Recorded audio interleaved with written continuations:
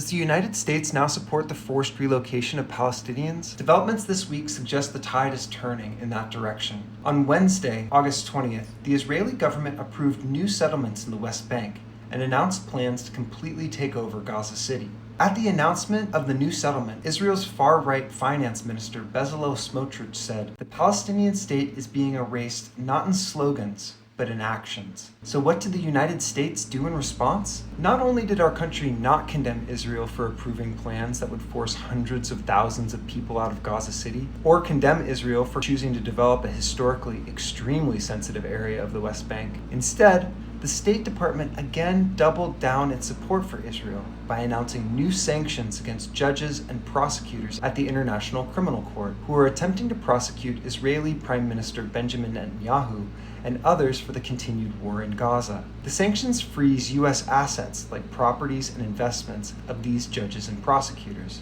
Secretary of State Marco Rubio accused the ICC of being a national security threat to both the United States and Israel. And over the weekend, the State Department fired a press officer for writing in talking points that the United States does not support the forced relocation of Gazans, even though President Trump and administration officials have repeatedly stated their opposition to forced relocation. The employee, Shahed Ghoreishi, claims his statement drew the ire of senior officials in the U.S. Embassy in Jerusalem, and now worries his firing signals a new support from the administration for forced relocation. Earlier this month, the Associated Press reported that Israel has been in discussions with South Sudan about the possibility of resettling Palestinians in the war-torn East African country. The United States took part in similar discussions with Sudan and Somalia earlier this year, and is now again signaling greater support for the forced relocation of Palestinians.